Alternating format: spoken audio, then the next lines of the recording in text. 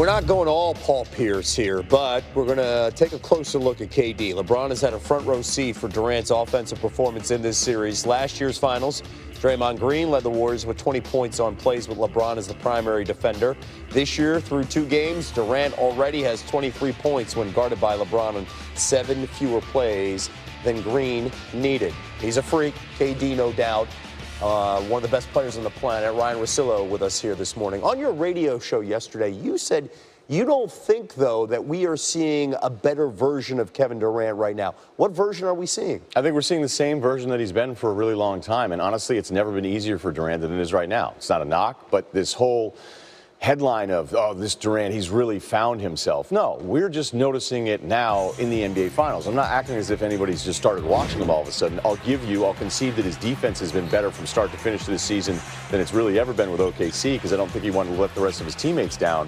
But we're acting as if this is some sort of, wake up to the rest of the country, like, yeah, okay, we're finally accepting how great he is. I mean, in what world has Durant ever played in where he had the ball, was dribbling the length of the court, and a defending player sprinted to get away from him to go guard somebody on the three-point line? So that was part of the entire combination of these players, that it was going to be a lighter load for everyone. It's working. We knew it was going to work because it's just beautiful basketball to watch this thing, and despite it being dominating, people being bummed out by it. But let's not kid ourselves.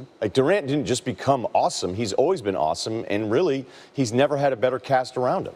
Interesting. On the flip side, LeBron James, he shed a little light into his mentality heading into Game 3. Here's what he said last night. For me, like I said, no matter win, lose, or draw, if you give everything you got to the game, you prepare yourself mentally, physically, you do your job, then there's nothing to be afraid of the moment for. There's nothing to be disappointed or, about the game or how the outcome is. It's, if you prepare yourself, then you can be okay with the outcome. I mean, I can. I speak for myself.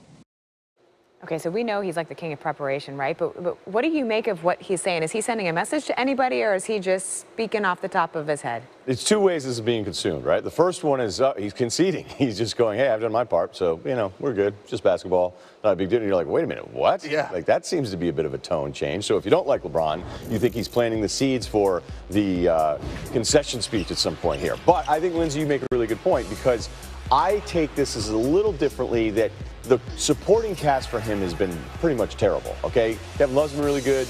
Kyrie's had some moments here and there, but he hasn't been super efficient. He's been bad on defense, as you've come to expect. But there are so many other players. I mean, Tristan Thompson is MIA in this series, so I think it can be taken both ways, but I'm going with the one where it's a wake-up call to everybody else going, look, I'm doing what I'm supposed to be doing out here.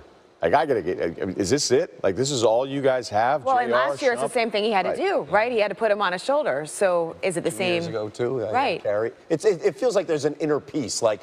I won last year. What else do you want me to? I've led this all my teams to 7 straight finals, and everything you see. Look at my numbers. I can't do anything else, right? See, that's why I thought he had less pressure on him, because what you did, if you're LeBron, this return just. I mean, think of all the athletes that tell us. I'm about championships, I'm about this, and he delivers. I mean, he's the best bet in sports as far as having a franchise guy, not saying that he's going to come back and win this series. So I do think there is some inner peace there. I mean, if they hadn't gotten last year's and he's about to go 0 for 3 against Golden State, I think the tone is different. Totally. I'm looking forward to the tone on your radio show here. I hear it's going to be reunited, right? And it feels so good, SVP. Right. But here's the thing, is that in the Van Pelt-Russillo divorce, and it's not your fault. Yep. We still love each other. Yeah. But Chris Long, I got him in the custody battle. So Chris Long, formerly with the Pats, now with your Eagles. Yes. So we had a sleepover last night. So he's staying with me. He's coming in today. Oh. So he's going to do a little tour. He didn't pack any pants for whatever reason. So it's going to be me, Chris Long, and Van Pelt for all 3 hours. So it was sort of a conscious uncoupling. Yeah. Well, what happened is that I had Chris coming in to co-host with me, and then we're like, look, let's get Van Pelt back in here. So Van Pelt's going to come right in, right before the show, hot. He hasn't done a radio show in 2 years. And he's just coming right in hot. No preparation. I might not even talk. How late do y'all stay up in your sleepovers? Last night's sleepover, Chris was very concerned with show content and prep, and he wanted to be rested, so we didn't really stay out that late. No, I'm serious. He was like, I'd like to go home. He was like, I'm worried. The gears are running. 1 Eastern on ESPN Radio. Cannot wait for it.